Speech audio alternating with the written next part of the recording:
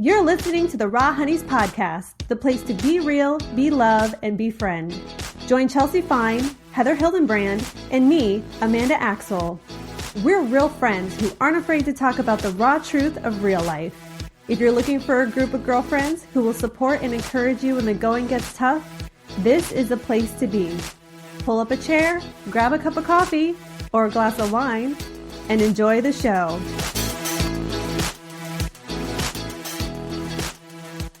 Hey, honeys, it's Heather. Welcome. So glad you're here. And I'm here with Chelsea and Amanda. You guys, how are you? Chelsea, what's up with you? Well, it's kind of been like a slow week over here. My family, we've had 2 family members pass away, as you guys know, in the last few weeks. So the month of May was kind of heavy.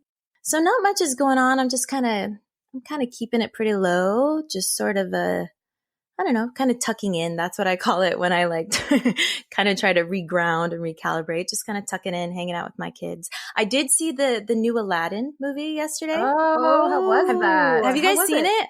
No. I really liked it. I loved it. And I went with really low expectations. I'm not really sure why I had low expectations, but I loved it. And they rewrote parts of it. They kept a lot of the original dialogue and stuff, but they rewrote parts of it. And I love what they rewrote. Like there's some really well-written scenes and yeah, it's very entertaining. I thought very entertaining, like funny and colorful. So good to know. Yeah. I actually I saw on Facebook, I think a few of my friends had gone to see it and said the same thing as you. Yeah. Low expectations, Yeah. really pleasantly surprised. Yeah, So. that's how it was. Like I was laughing and I was like moved. It was emotional. Yeah.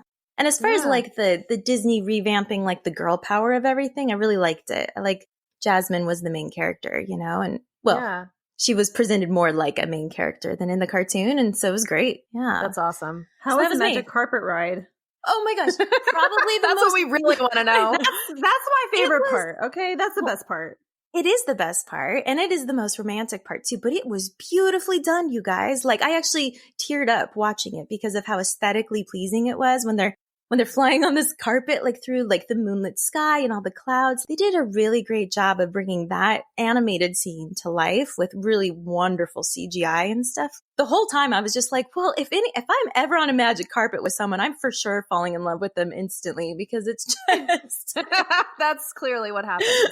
that's what happens. Yeah. Oh man, that's a thing. That's a real thing.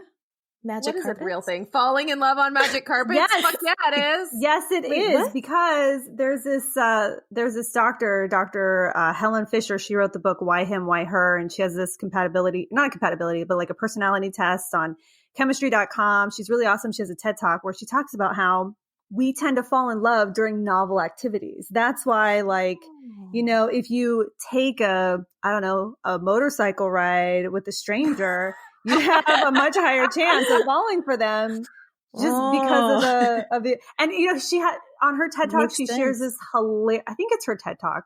It was either her TED Talk or Netflix. We'll find it and link it in the show notes. We'll find it. Yeah. But she has an awesome story about this, about how some guy really liked this one girl in his class, and he was trying to, make her fall for him, and she ended up falling for some guy that like they were parachuting or something. They did something like of novelty. And that's a real thing. So Chelsea, you're 100% right. If you end up on a magic carpet ride with someone, there's a good chance you're going to fall for them. Okay, so what we're saying is when a guy has game, because that's really what the magic carpet was. He had game. He said, Genie, for my next wish, I want some game. And the genie was like, I got you. Yeah. And he gave him a magic carpet. I mean, really. It's hard when to a guy one-up has that. game. Yeah. Especially when it's Will Smith is your genie. Yeah. He was a great genie too. He was bringing some flavor to it. He was. Sure. He was fantastic. If there's any men listening, I don't want you to miss the point I just made. That's all I'm saying. Right. Get yourself a carpet and a genie. Yeah. And then you're a lock. Sounds simple. Yeah. So that's the way to my heart and every other woman's apparently. So lesson taught. I mean, it's science. Amanda just pointed out it is science. It's science. Science. Novelty actions with somebody. So I mean, it worked for me, like Amanda said. Motorcycle ride. Boom. Yeah. Now we're married. How did you fall in love with Joe, Amanda? Did you guys do some kind of novelty activity together? They had sex. That always works too. I don't have anything else to say to that. There it is. There it is. Pretty much what it was. I mean, I wasn't there, but I feel like that could have been it. I don't know. Yeah. That seals the deal sometimes. Definitely. Yeah. No, I fell for him before we had sex, but I don't know what it was. Maybe he's just the one. Love is a mystery. Yeah, there you go. Yeah. It's not all magic carpets. I fell in love with Dylan before the motorcycle ride. Maybe it's like the motorcycle ride and the sex like pushes us over the edge. You know? It's called sealing the Sealing deal. the deal, yes. Thank you, Heather, for clarifying that technical term for me. And that shit is science also. Yes, it is. Yeah. Oh my God. Okay, so now that we put something out there for the men, you're welcome. We should talk about what we came here for today. Not that it won't also have something for the men, because it will, and our show is totally available and appropriate for men as well. In fact, what we're going to talk about today, I feel like probably makes more sense to men, appeals more to men, is more of a man's language, not to put everybody in a box, because we're going to talk about anger. And I'm so excited about this. And I will say that the me from a couple of years ago even would have been really confused by what I just said. Because for me, anger was the opposite of being a lady. Right? I mean, we were talking about this, the three of us, as we were deciding, is this something that we're going to talk about on the show? And obviously, here we are. And we were saying how, I was saying like, growing up, I feel like my home environment was that I was conditioned against anger, specifically by my parents, by my dad. It was like something you don't show. It was considered rude or inappropriate or disobedient, mostly, to be angry or to show anger toward him for, the rules or something I disagreed with. And so it was conditioned, not out of me, because if you've listened to this show for any length of time, I'm a rebel. But I wasn't an angry rebel, or I was, but I didn't realize that I was carrying this anger because I was conditioned to get rid of it, to not feel it. So I just made sure I did not feel it for a really long time in my life, even when it was warranted, looking back. And I just thought that was me. That was my experience. I was conditioned for this. But then we were talking about this earlier, and we were saying we feel like women in general are kind of conditioned out of anger or being allowed to feel or express it. And then we were like, damn, we got to talk about this, right? Yeah. It's a real thing. So I really want to hear from you guys. I want to know, is it just me? Or what did it look like for you guys? Were you allowed to be mad growing up? I know that sounds so silly to just say it like that, but I really wasn't. I felt like I wasn't allowed to be mad. Yeah. So what about you guys? So like for you, it felt wrong to be mad? Like I would get in trouble. Yeah. Oh, so there was actual like consequences for getting mad? Yeah. Oh, totally.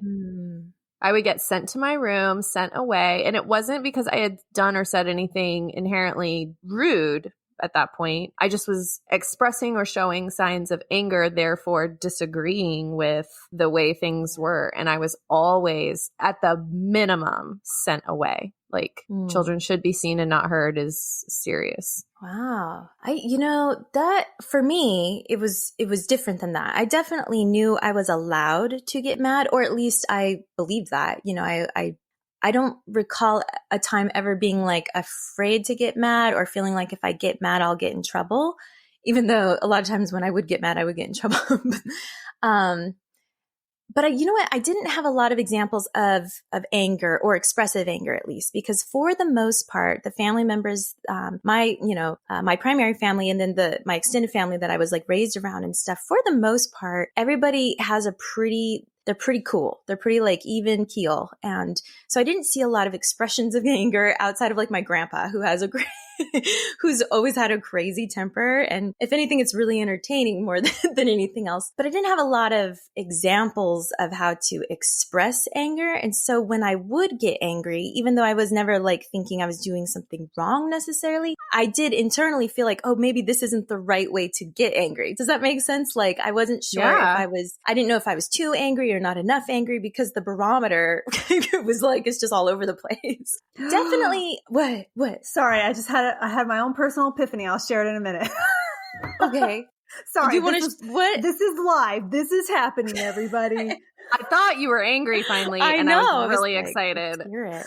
Yes. No, just kidding. What's this epiphany? Chelsea, finish what you're saying. Well, I was just saying that I did definitely feel like men could be angry and it would be kind of just, we would shrug it off in the family. But I felt like if myself or one of my aunts or my sister or a girl got angry in the family, there was more of a family discussion, or maybe, there was more effort to shut it down. It was kind. Definitely we let the men in the family kind of rage if they needed to, but not so much the women. But that's it. Okay. I want to hear your epiphany. What's your epiphany? Okay. Well, first I want to say the reason I really wanted to do this episode is because personally, I feel like I don't deal with my anger, and I have a lot of pent up anger, but I don't know where it comes from. So in my conscious life, I feel like I'm not angry about anything, and with Heather's question about what was our upbringing around anger. And for me, my parents had a really passionate relationship, and they were also very unhappy together. And they divorced after 8 years. But in the time that they were married, when we were young, they argued a lot. There was a lot of anger. There was never violence or anything like that, So I was around anger, And for me, when I express anger, kind of like what you were just saying, Chelsea, which is what made me think of it, is like I'm out of control when I'm angry. And we all know I don't like to be out of control. No, you don't. But that's how it makes me feel, because anger, and I'm talking even deeper than anger. I'm talking about rage. I'm talking about that thing that comes in your body and boils your blood and just, it turns you into the Hulk. And I think that's what happens when I actually allow myself to get angry, because okay, I'll give you an example. When I was in acting school, I had to act like I was angry, and my teacher was like, can you play it up a little bit? Cause you still seem like you're really nice. Like I'm not getting angry from you. And I'm like, no, this is my top anger register. Like, what are you talking about? So just as an example, that's how I am in life. Like, you're like, okay, I've never seen Amanda angry, like ever, not ever. And I think it's because when I actually do get angry, I turn into the freaking Hulk, and I don't like it because I feel like a monster, and I feel like someone else, and it's ugly and ugh. So anyway. Do you think it's because that was how you saw anger modeled though? Is that? Yeah, could be. Definitely could be. So there's no in between for you then. There's either you're getting along or you're raging. There's no spectrum. It's not that I don't express anger. I've gotten so much better at bringing up these issues, like when they come, like when they're happening in the moment, instead of just like what I used to do was I would sit with them and I'd be like, okay, what's my part in this? Is this my own personal issue? What do I need to work out before I respond? I never like respond right away. I just reflect, then respond, which is not a bad tactic necessarily, depending on your situation. But now I'm much more apt to express what I'm feeling, but I still try to do it in a articulate way so that it's well received, so that it's productive. You know what I mean? Yeah. And that looks very different than the Hulk. And sometimes what you're feeling is Hulkish. Yeah. So you only consider anger the Hulk rage? You made it sound like that you consider true anger being in like your Hulk state, right? And now when you get angry, you try not to do that. You really mostly deal with it in that productive conversational way. So do you think that productive conversational way isn't really being angry? Well, I don't know. I don't know if there's levels of anger. Do you know what I mean? Like what we were talking there's about. Levels. We're going to get to that. There are levels. Yes. Yes. So sometimes maybe in those conversations, I'm addressing like level 1, but there's still level 4, 5, and 6 down there that's not being addressed. Yeah. That I'm just like, and the reason I say this is because I know I have repressed anger. I'm 100% sure of it, because I have these dreams. I have regular dreams where I become the freaking Hulk, and it's like ugly. literally, like, are you literally? Well, like no, like I yell and I scream and I hit and I just attack. I literally attack, like in your dreams, in my dream at people, and I'm so I'm so angry, and it's ugly, you guys. I don't like it. So when you wake up from those dreams, you don't feel better necessarily? Do you feel like, how do you feel when you wake up from a dream like that? I feel like, why the fuck am I so angry? So confused. Okay. A mystery. Yeah. Yeah, it's a mystery. Yeah. Anyway, that's mine. That's all me. So it sounds like we all kind of came up from a place of, even if we felt anger, we felt like we had to soften it, control it in a certain way. Control it. Yeah. Right? Stifle it. Yeah. Stifle it. And so we want to talk about this because, well, for me, I want to talk about this because that is exactly the words that I would use to describe my relationship with anger over the course of most of my life, definitely like my childhood and early adult life. And then I think just paired with the political climate and the state of our, not just our country as a big picture, but people, dealing with people on a micro level, like what we talked about during our abortion discussion and how that became really more about how people treat each other and our feelings about that. And a lot of people are really angry. Even if you maybe don't have things that make you that angry in your personal life, you don't have to look far to find something that's going to piss you off, right?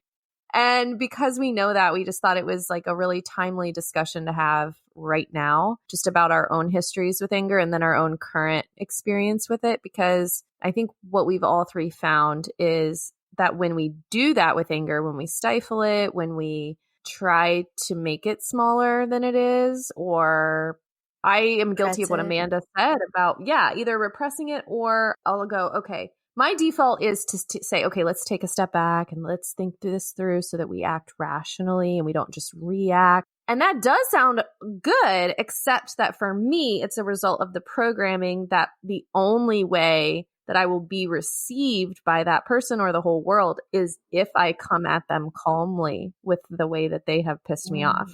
I'm not allowed to respond any other way. So a lot of times what will happen is I will talk myself into letting them off the hook or taking more responsibility for what happened than I am due. And I know it's easy to go the other way and put all the responsibility on the other person. And I know that that's something else, right? A lot of people do that. I have done that before, but mostly I put more on myself to let them off the hook in order to go, oh, well, then I don't need to be this mad. It doesn't deserve my anger. So let's just not be angry anymore. Boom, poof, right? Like that sounds so stupid when you say it out loud, but that's what I do. That's how my brain works. And because of all of this, I just thought it was a great segue to talk about, because frankly, I'm angry. I'm angry a lot in my life right now. I'm dealing with some issues that have just stayed at the forefront without changing, despite my real effort and desire to change them, like some dynamics and some relationships that I have with people close to me.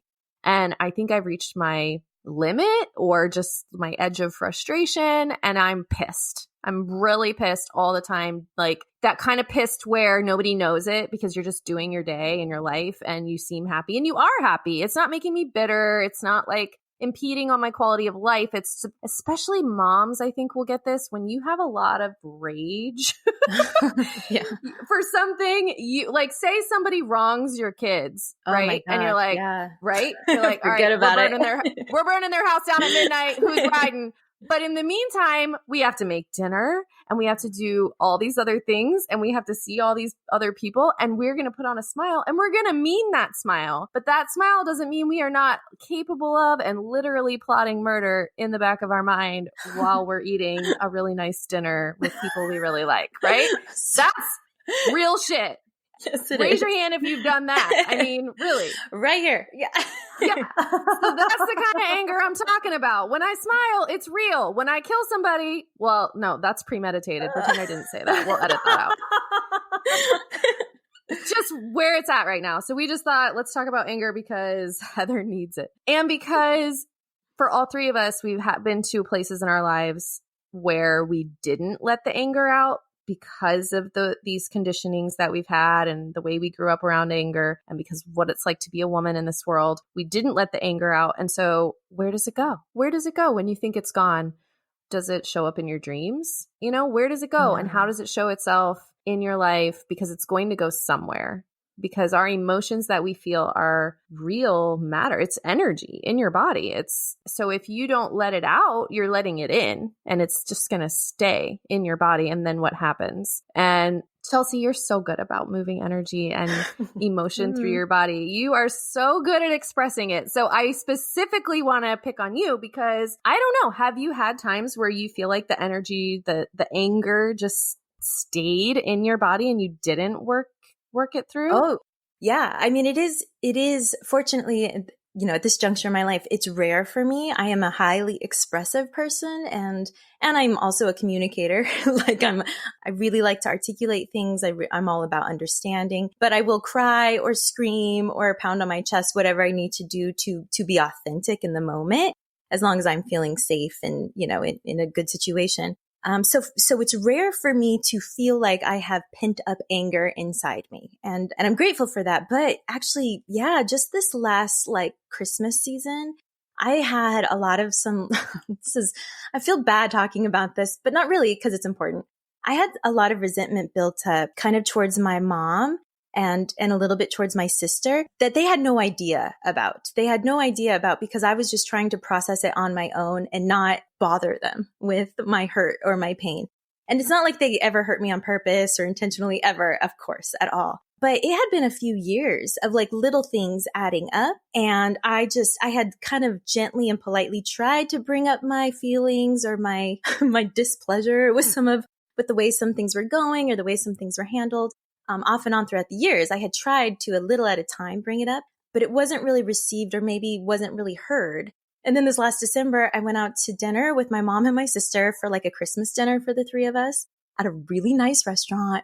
And we got a really nice table and it was super fancy. And I had a grand meltdown in the restaurant where I was bawling and I was just spewing out these things that I needed to say and things I needed to be heard. And they weren't I wasn't making necessarily a spectacle of myself, but I was making a spectacle of myself. But it was almost like once I had opened those gates at the table, when I had their attention, my mom and my sister, and I was like, listen, I'm feeling hurt and I have a lot of pain. And I would just like you guys to be aware of it and to know that I'm struggling, trying to take care of it on my own. But then once I started rolling, where I was like, well, this happened. And then when this happened, I heard you say this. And then that made me feel like that. I just couldn't stop. It was opened floodgates. And so it all came out at that really fancy restaurant and all the tables around us were looking at us. And that's not normal for me. I don't make huge public spectacles that are negative like that. I make a public spectacle of myself all the time, but it's usually not in such a kind of a negative, it's super positive every time. For the most part, yeah. If you haven't met Chelsea, let me tell you, it's positive. Yeah. Just wait. But this one really was not what anyone would call positive. And it made my sister and my mother very uncomfortable. And it was probably not the right time, certainly not the right place. I probably interrupted a lot of other people's dinners. But I'll tell you what, you guys, I did. I had a meltdown. I said all these things all at once that were too much in one conversation. But when the three of us were driving home from that dinner and I sat in the backseat in silence because, I just needed to be quiet for a minute and I was crying, but it was a good cry. More healing was done in that 20-minute meltdown than in the previous 3 years. Because I felt heard and I felt validated because they heard what I said and they responded to my pain, which is a beautiful trait that my mother and my sister possess. Empathy is not something all people are good at. But it was as much as I felt bad and I did apologize for how it came about, that anger session where I actually spit anger at my mother and my sister and they let me spit anger at them. And it was it was 1,000 years of Band-Aids stitching me up, putting me back together, making me feel safe all over again. Totally worth it. And I just 2 weeks ago told my mom and sister how important that moment was for me and how grateful I am that they let me have it, and they received me in it because ever since then I have had zero resentment and zero pain and all these things that had just festered inside me for years. They're gone now. And now if I have any resentment or hurt, it's new and I'm usually a part of it. You know what I mean? Like it's cleaner. It feels cleaner and it feels honest, which I think is a big part of anger that we tend to like maybe overlook or perhaps shy away from when we're discussing anger or when we're thinking about anger or how to control our anger, is that a lot of times being angry is the most honest expression of ourselves in the moment. Or I don't know. What do you guys think? Is it authentic to be angry sometimes? Oh, yeah. Yeah. For sure. I think for me, some of the times I've been afraid to get angry, it was afraid. It was out of fear. It was fear of some insecurity that I had about me or a story I told myself about that person or my relationship with them. And anytime I've ever been able to let go of that and just articulate my anger or stand in it, because to me, that's always more productive or powerful, is just standing in it instead of letting it go or giving it away, because that would be like the polite, easy thing to do that society wants from you or whatever. Yeah. When I stand in it, I feel like myself. So I feel honest, but I feel really, really powerful. I feel like a badass standing in my anger. And I don't need to do anything with it except not give it up. If I know I deserve to be angry, sometimes that's me standing up for my worth. So that makes me feel powerful. I think in those times, it's like an act of self-love to actually be angry instead of just giving up on it. Well, and there's something about acknowledging yourself in a moment when we're not ashamed to be angry for a split second. And you guys, when we're talking about anger, we are, I'm assuming, talking about nonviolent anger, correct? We're talking about anger. Yeah, for sure. Well, we want to talk about that. We want to talk about, being productive with your anger, meaning there's nothing wrong with being angry. It's what you do with it. Yeah. It's your behavior under that circumstance. So we do want to talk about things we have done or can do to make our anger feel more productive. But the main thing is just to do something so that it's not stuck inside you. Because when it's stuck in your body, that can cause physical ailment. It can cause literal disease in your body. Absolutely. From having anger and resentment pent up inside you. It's going to go somewhere. So if you don't let it out, it stays in. And I love what you said about how when you sat at that table and kind of melted down and spewed and ranted, that the healing happened with the action of you saying that, not with anything that they gave back to you. Exactly. Yeah. It was because you let it out. Yeah. Well, and I was verbally out loud acknowledging my own pain, which to me feels and achieves something quite different than if I'm journaling about it or if I'm meditating on it or even if I'm talking through it with my good friends, because you guys, I've been talking through pain with you guys for years. There is something different and empowering about vocalizing our own feelings, especially the feelings that we maybe think, quote unquote, are not correct or are inappropriate or not polite, like anger, for instance. I don't know. It really was. And really, there is something to be said for somebody or a group of people who will allow you to be angry around them, allow you to finish that anger rant. Because there is an emotional intelligence that requires to allow somebody to be angry in front of you and to just receive it, like it takes maturity, it takes patience, but it also takes deep, deep empathy to just love somebody enough to let them unfold as much as they'll allow themselves to in front of you, Yeah, I mean, I think that's actually a big piece of the puzzle to your story was not just the fact that you were able to express your anger to whom you were angry at, but for them also to allow you to do it. Because how would you have felt on that car ride home if they had gotten angry back and if they had just pushed back?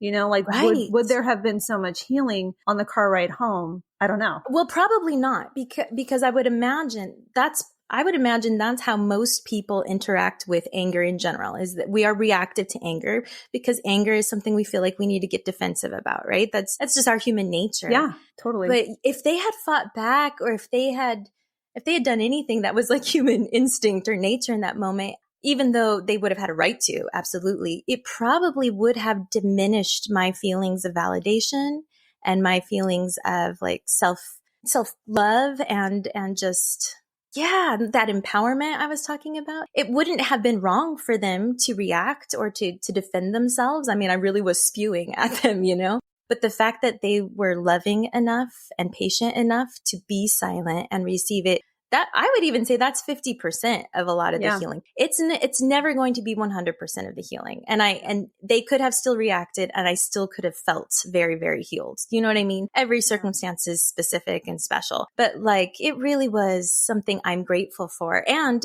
it was a huge teaching moment for me about myself and storing anger, because just like the three of us are talking about, we feel the need to this compulsive need to control our anger just by default, right? But when we control anger, we can get good at controlling it, as the three of us are talking about. You can become a professional at repressing certain emotions. And a lot of times we have to, for the sake of getting through life, like moms, for instance, or when we're just really busy and we have a lot going on, sometimes it benefits us to be able to put things into compartments and forget about them for the time being. But those compartments, they don't fade into the background. They're always inside us and they're constantly affecting every piece of our lives, even if we're not acknowledging it, Yeah. Well, like, you mean like if you had to schedule to cry? Is that maybe what you mean? You mean the way that you need to Heather, be an example. Yeah, I feel like you're talking to me a little bit. You know what's really funny, actually? I don't know if you just said this or what you just said sparked me thinking this, but how like all of our emotions are connected in ways that we don't even understand, because like you were saying, it's going to affect everything else if you're keeping it inside. So I'm in a place in my life where I am actively like really pissed in the background. I think I just illustrated with my murder threat to no one in particular. Okay, guys, calm down. Anyway, totally doable. I feel like I'm triggering our show to be on some kind of watch list. I'm just going to stop. But so I am actively just kind of mad about stuff in the background a lot. And yesterday I had a conversation with my husband that brought up some feelings of anger, and it was good. It was a great conversation, but you know how it is when you stir things in there. And this is kind of why I, schedule crying, because nobody likes that after effect that where the emotion isn't resolved per se. Like maybe it's so heavy you can't resolve it in one sitting. And so, but all you've done is like churn it up, and now it's just kind of there living in you, and you can't really think past it because you've opened the floodgates. And so that was kind of there after our talk. Although, I mean, like I said, it was a great talk. We were, I was in a pretty good place after. It helped. I was doing what Chelsea said. I was verbalizing a lot of things and it really helped, but it was stirred up. And then we were laying down to go to sleep last night, and you guys have gotten the giggles before, right? Like where you are just, somebody looks at you and you crack up. You can't control the laughter, right? It's like that. You can't turn it off. Your stomach hurt. You just cannot stop laughing. And that hit me last night as we were laying down to go to bed. I don't even know what he said because it wasn't even about what he said, but he said something and I lost my freaking mind. And for the next probably 40 minutes, I mean, it went on for a while. He would say something and it would trigger it and I would just die laughing. I mean, I was crying. I was laughing that at like the thoughts in my head because I thought it sounded crazy to myself. Like I was laughing so hard that I was crying, but my tears were pooling on my cheeks instead of falling. And that was so weird and funny to me that it made me laugh more. Like it was weird. It was so weird. It's not. So it just, I was like thinking about it later, like what in the world was that about? Afterward, I felt so like I had released things with that laughter, and it could have very well been things that were connected to the anger. It's just all connected. And I just felt better in a way that I didn't feel better even after that great talk. So it's just interesting how we say it's so connected and how it must really be in a way that we just can never really consciously understand. Yeah. Any way you can let it out. Well, and it's such a testament to how important personal expression really is to our overall health. And it doesn't, because we as beings, as souls, as hearts, we are constantly looking for outlets to plug ourselves into outlets to express ourselves, outlets to refuel and energize. And if we don't find them on our own, our body's going to find them. And sometimes those outlets, they manifest in bad ways, like sickness or illness or depression, or things that, really overcome us. Other times they come out as the giggles or a meltdown at a fancy restaurant with your family at Christmas time. Like it's expression. Personal, honest expression is so important. And I just a side note for people out there who have hobbies or craft that they're into, I consider that a really great outlet for things, especially emotions that feel too big for myself. If I'm painting or singing or writing or just creating anything, I'm able a lot of times to channel whatever my emotions are into that task.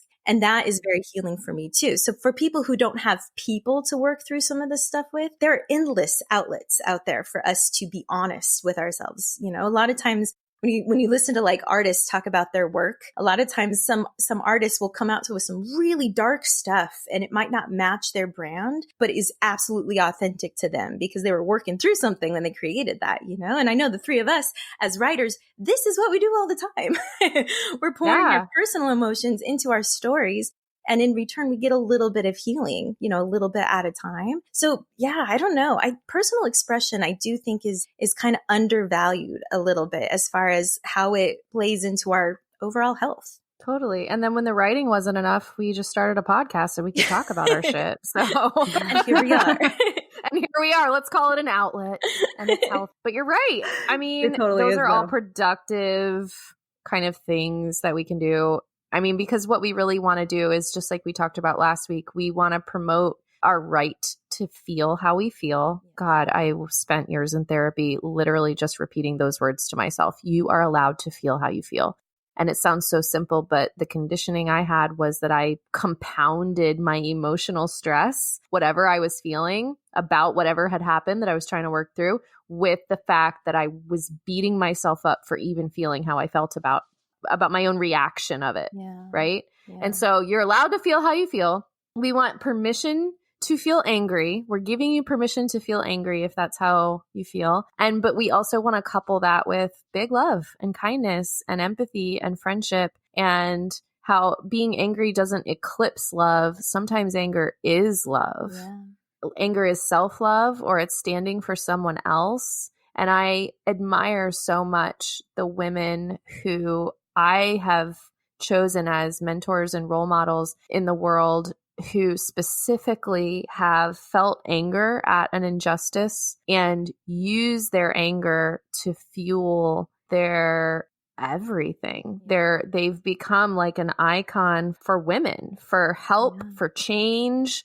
for justice, for permission. Those women really light me up because we see so many examples of anger misused or misplaced, whether it's because someone's letting it out in a negative way or someone's keeping it in a negative way. So whenever I see a really good example of anger expression, I admire it so much. So what we really want to do is make sure we're spending a lot of the time that we have with this conversation on how we feel so strongly that using it productively, either because you need to use it productively to heal yourself from whatever you're carrying, or so that you don't hurt someone else more with what you're feeling. It's just so important either way. So we want to talk about productive ways that we can use our anger. So Chelsea's right about how art can help channel it, and it can help your art. I mean, some of the most moving writing I've ever, or paintings or any of that I've ever seen or read is because you can tell music has so much emotion poured into it. Right. And so we can really feel it when somebody was having that strong emotional reaction, whether it's anger or pain or whatever. And so channeling it into art is for sure a fantastic outlet, I think. I mean, what else? Amanda, what do you feel like is a good productive thing to do to move anger through you or out of you? Well, I'm just going to start off by saying I'm no expert. Clearly, I'm the one with the dreams. Okay. So, but something that I really loved is something that I read in Pussy, a Reclamation by Regena Thomashauer, which we will also link. It's a book we talk about sometimes on the shows. It's really amazing. If you haven't had a chance to check it out, you have to. But she talks about how emotion is like an energy and it has to be moved through the body. And I think about this a lot with sadness as well as anger. But I mean, being able to actually move your physical body. So whether that's something like exercise or really dance is really what is coming to mind. Yeah. And I mean, that even comes, as we're talking about with an art form, dance is so expressive, right? It's physically expressive. So I definitely think that's one tool. But I know for me, like I always feel less heavy when I can verbally express the way I feel, with what Chelsea was saying. And it's wonderful if you're able to express yourself to the people that you feel who have wronged you and for them to take it. Because I've definitely been in that situation before, with my husband a few years ago, right? You guys know this story really well. Oh, I was so mad. Heather was driving me down to Florida and I was like, turn this car around. I got to go have this conversation. Because I let it like sit for years and years and years and years and build up. Fortunately for him, I had a plant medicine experience and I was totally cool and collected when I actually did. You're welcome. Yeah. The timing on that was pretty perfect. It was oh my gosh, it's a magical story. One day I hope to tell that whole story. But I mean, I think that, that's wonderful if you can have that conversation and feel healed or somewhat healed from that. But what happens when you can't, because we always feel I think the problem with anger, the reason it's so frustrating sometimes is because we want to feel justified in that anger, And so like, as we're being productive and moving, how can we come to the conclusion that we are actually justified in that anger? And if we are, okay, great. Now what do we do next? And I think the other big component to this, and it really just depends on where your anger really stems from, is eventually you have to probably forgive someone or something in your life. That's why so many of us are suffering, right? Because the forgiveness just isn't there. And when you read about forgiveness or hear about forgiveness being talked about, they always say it's for you, it's not for them. And so I think that's why we're so reluctant to forgive people, because they don't deserve it, or we feel they don't deserve it, right? And we want to punish them, or we want to punish the situation, or we want to punish ourselves. I think a lot of times our anger is pointing right back at us. You know what I mean? Like we're responsible, and that's a hard pill to swallow. And so I don't really know, I don't really know. It's a process. I think it's a process, and it takes reflection. It takes prayer, meditation, movement, talking, good food, good wine sometimes. Yeah. Yes. But like admitting that you're angry in the first place, I don't know about anybody else, but for me, that was it sounds so stupid and simple, but that is a big first step for me. Yeah. Acknowledging it. Yeah. Otherwise it's just going to sit there, and that's why, again, I was so interested to have this conversation, because I know I must have this pent up anger, but I don't know where it comes from. And having this conversation is really forcing me to confront that. Maybe I don't know, but how can I go find out so that I'm not having dreams where I'm the Hulk? Because I don't like those dreams. Right. They're not fun. I mean, it sounds kind of cool unless you really do wake up with this anger ball and you're like, oh shit, it's real. You know what I mean? Otherwise, just a superhero dream. It's kind of cool. Well, it's so not me. I'm such a loving, peaceful person that when I am portrayed in a way that's not, or I'm feeling in a way that's not, then okay. This is what I'm saying. So being able to admit that you have anger, because I feel you on this. So a couple weeks ago, I hosted a retreat here in Virginia Beach for some authors that came into town, and we shut ourselves up in a beach house and drank and talked shop and wrote it off on our taxes. And it was fantastic.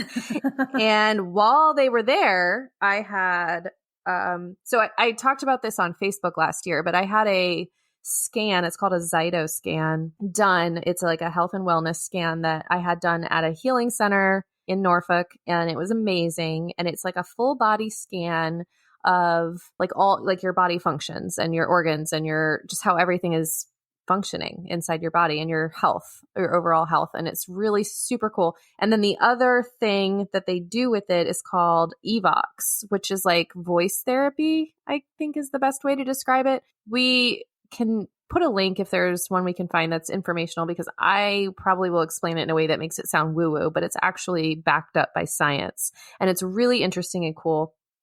And so this Evox will also measure your emotional like health, you know, and what emotions are kind of the predominant emotions that you have in your body or kind of on your mind. And you've done this as well, right, Amanda? You had one. No, I didn't have one. Oh, I thought you had the scan last year. Okay. Anyway, so I had, it was so awesome and like life-changing for me to see all this information that I had the first one last summer, and then I paid for everybody who came to the retreat. I paid for the women who do this scan to come to the house, and they scanned everybody that was there. And it was really cool. And so I went last, and I just kind of like added myself in like, hey, you have a few more minutes. Let's do mine again too.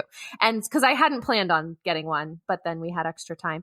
And so I got my scan, and like the Zyto scan was amazing, and that's cool. And it's a whole different story. But the Evox scan that measured my emotions, my top emotion, you guys, was hate. Whoa. Not even anger. Yeah. This is like next level, right? Oh, shit. Yeah. I was pissed about it, first of all. That's your Did you first hate it, clue. Heather? Did you hate it? You know, I was like, no. I don't have hate in me. I don't even like using the word hate.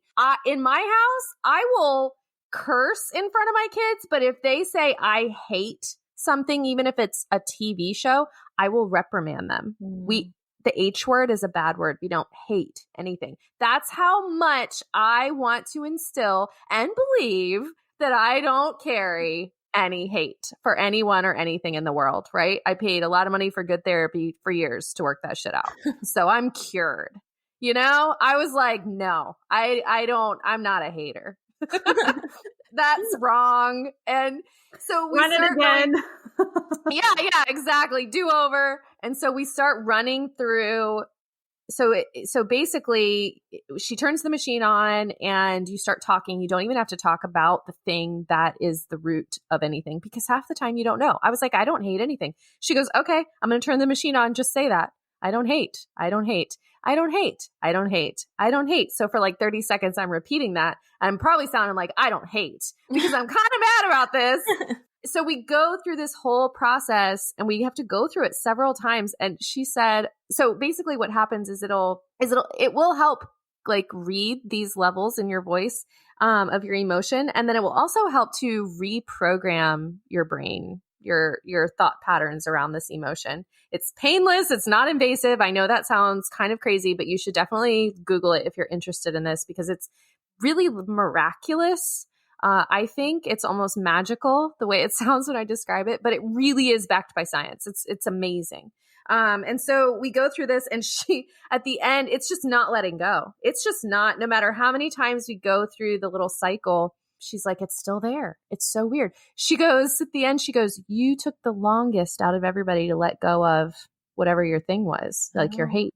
You didn't want to let it go. And I think it's because for 3/4 of that time, I was in denial that I felt that strongly negatively about anything, because I pride myself on not getting angry, because remember the conditioning, anger is wrong.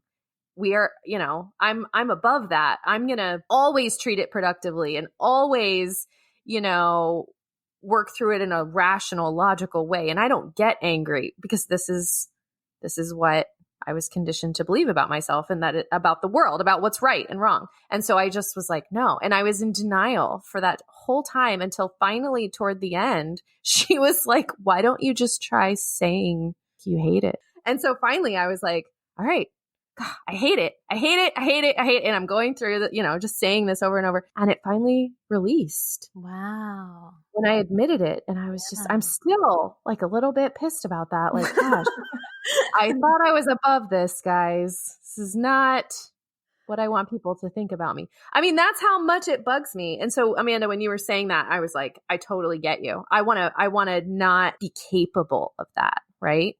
because I want to be better than that or whatever. Right. Yeah. Oh, it's our conditioning, girl. It's wrong. We got to let that shit go. None of us are better than it. And I think that that's a really hard thing to accept. Just being human means that we are.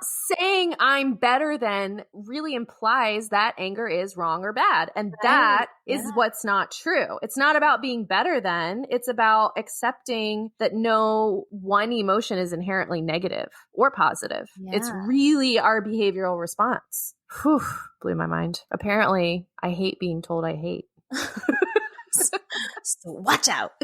I'm still kind of salty about it, even though I'm apparently cured. I don't know. But now I'm just regular pissed all the time. So we got to work through that. We're working on it. I would say for being productive about it, yes to everything you guys said about just letting it move through your body, because when it gets stagnant, that's when I think it can manifest physically in different ailments or aches and pains. I mean, there's literally been pain in my body that when I released some kind of resentment towards somebody, that pain went away. Yeah. I've heard from or read countless stories of other people that the same thing happened to them, or a disease miraculously left their body. They were cured when they let go of a resentment, and how it stores itself in our bodies in this way. So I do think it's really productive. I also think that I have to be careful that I don't use anger to fight against something. And that's why I go back to admiring these women who use their anger to fuel them to fight against something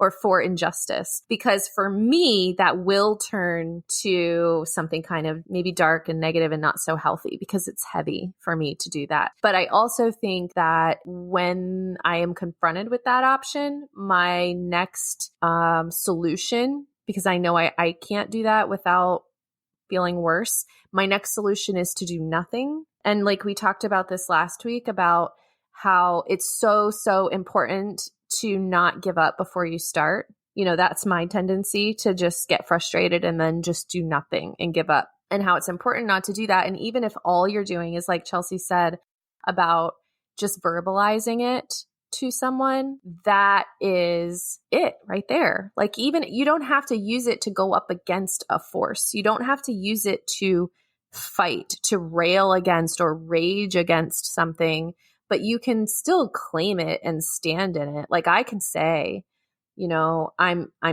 pissed that our country, that our government is trying to take away what I consider some of our basic rights as women. I can be pissed about that without calling people names or going and looking for and starting debate/fights on social media about it. And I can not use it as a reason to dismiss or insult an entire group of people, i.e., all of the people who disagree with me. You know, so finding a balance, like I think we said earlier on in the show, about using your anger. I look at it like using your anger for something, but not against something, because to me, going against something feels negative, but being for something sounds positive. So whatever it means to you, to find the balance about whether that anger feels like it's building you up or tearing you down. But for me, when I start to just use my voice, like even just on our show, when I just say, this is how I feel so much better. I feel a release in my body now, because I didn't stay quiet, meaning I gave the anger room, you know, I let it be part of me instead of trying to cut that part out and go, oh no, I'm not capable of that, you know? Well, and by simply acknowledging it, that's a way to bring your anger up and put it on a leash all at the same time. Do you know what I mean? Because this fear we have of lack of control when it comes to anger, it's a very real fear. All of us have seen the negative ramifications of uncontrolled anger, right? And it's scary. Right. So I do think there is, you know, I think we have some good intentions rooted in that place where we are scared to bring our anger up, but by acknowledging it in a really as much of a deliberate way as we can, we are not only bringing it up into our forefront, but we're putting a leash on it and maybe even setting some boundaries on it. So I actually consider that a really kind of a safe way to begin, you know, harnessing your anger or acknowledging it or learning about your anger, because we actually need to learn about our anger. It's really important, you know, like Amanda, your dreams. I know you want to know when you wake up from those dreams, you want like the secret code to like, what was this? And what am I mad about? And so, yeah, it's the difference between letting something run wild and turning something into a tool, a productive, positive tool, and so that acknowledgement for sure. And for me, a couple other like outlet ideas or things that like I have found that work for me as far as expressing anger in ways that I consider productive. My number one thing is to drive around alone in your car and say everything you want to say out loud.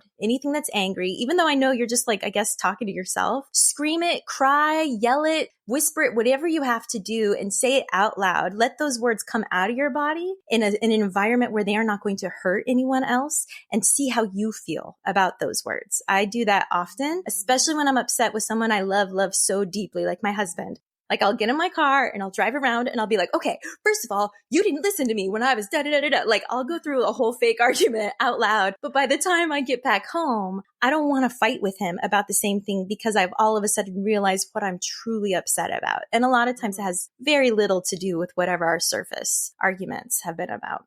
So driving around in your car and saying things out loud. Another good technique for me is to write it down. I know this is just a classic, like write an email to someone or journal it or whatever.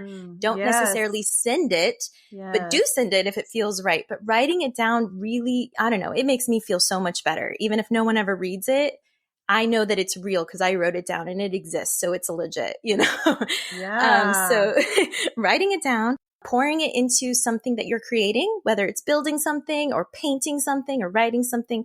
Find your own craft, your own art, and don't be afraid to throw some of those heavier, darker emotions into it because it's safe. And nobody's going to come out with scars or injuries usually. Of course, always finding somebody who is safe, that's good at listening is a great way to process anger. If you can just rant or rave in front of someone who will hear you and maybe empathize, sometimes that's all it takes. A personal favorite of mine is also to walk yourself somewhere in nature and scream at the top of your lungs.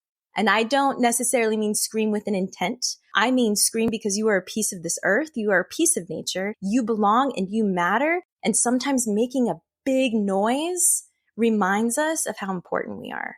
I know that sounds like an uncomfortable thing to do, but I actually do this with women that I work with in ceremony. I will take women up to the top of like a nearby mountain and I will have them scream at the top of their lungs.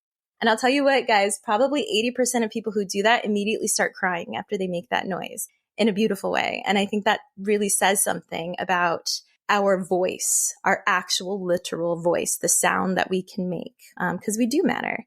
And lastly, plant medicine is just a personal favorite of mine. I like to encourage people to research plant medicine, look into it, try not to be too afraid of its possibilities, because sometimes there are emotions that are embedded deeper behind our anger that are much harder for us to work out and process. And sometimes they're too big for us to take on emotionally by ourselves. And I do consider plant medicine to be a really great tool for stuff like that. But yeah, so those are some of my like my personal go-tos for like productive anger. So good. And I will say therapy. Because when you don't have somebody like a friend that can be your sounding board, or you need somebody, for me, when I need somebody who kind of has like an outside eye, just was not involved at all in any of, the situations that got you to that place, it's really nice to have a fresh perspective. Like I was saying earlier, I'm at a place where I'm feeling kind of pissed off. And so I actually just went back to therapy on Friday, and I'm going to be going back regularly to help work through all this, because like you're saying, Chelsea, there's something under it. I have found in my experience, anger is never isolated. There's always another something coupled with it, like hurt, usually, or some kind of grief, or, something like that is what's really underneath it. And anger is usually more of like a defense against it, maybe. Yeah. And for me, I know what mine is, and I just haven't been able to move through it. So here's the anger that's coming with it. So resentment. Oh my gosh, therapy. Resentment's going to help. Freudian slip. Freudian slip.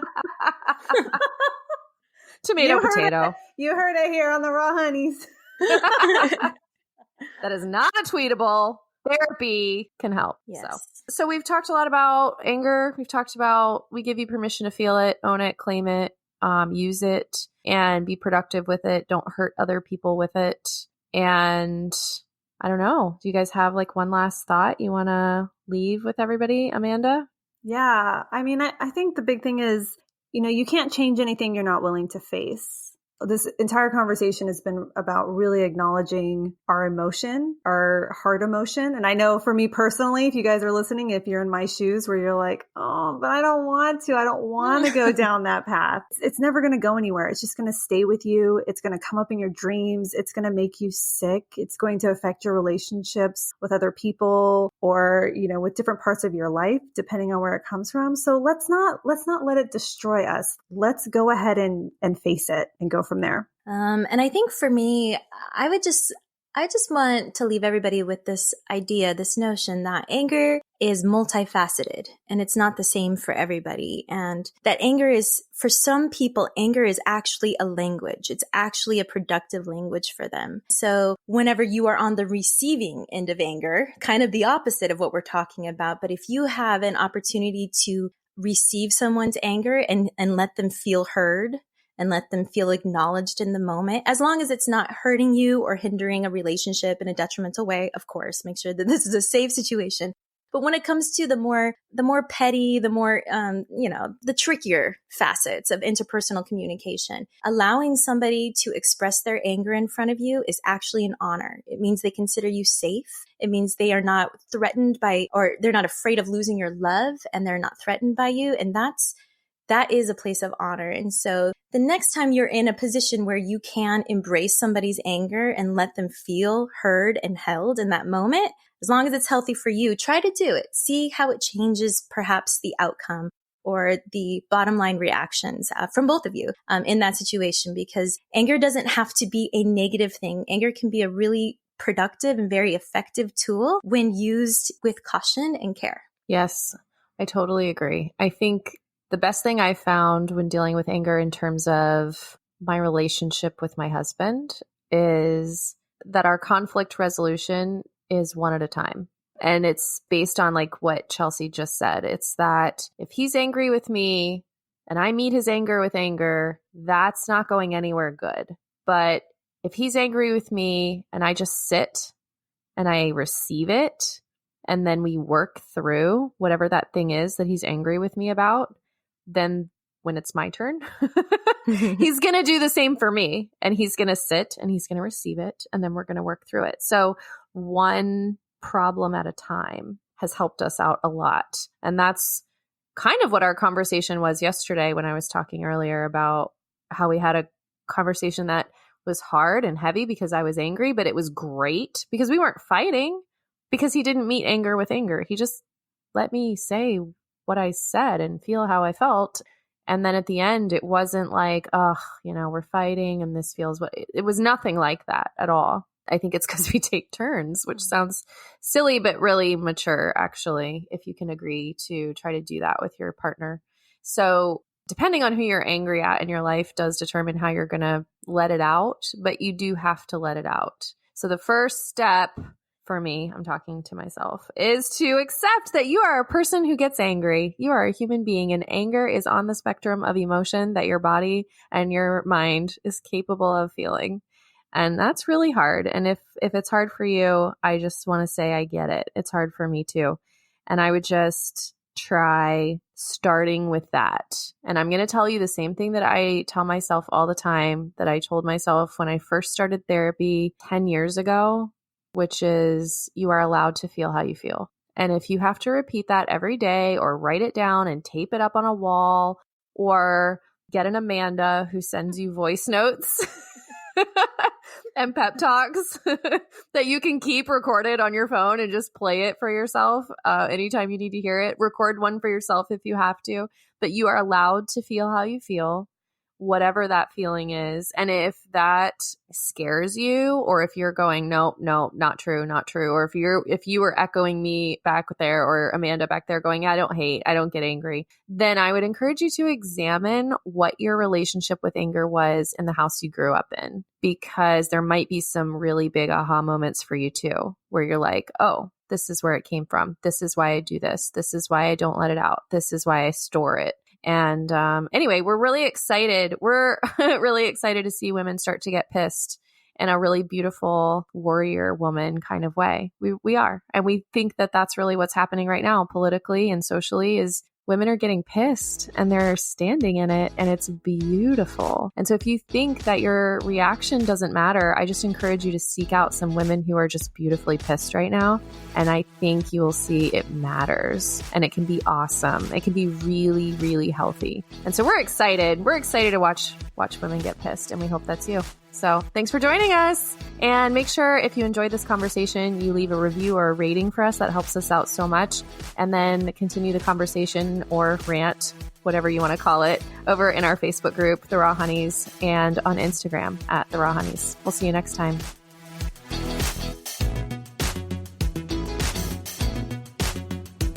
We hope you enjoyed today's episode of the Raw Honeys podcast. If so, please share it with a friend or post a review. Heather, Chelsea, and I would love to connect with you. Check us out on Instagram at The Raw Honeys, or join our community of honeys on Facebook. Thanks for listening. We wish you nothing but big love.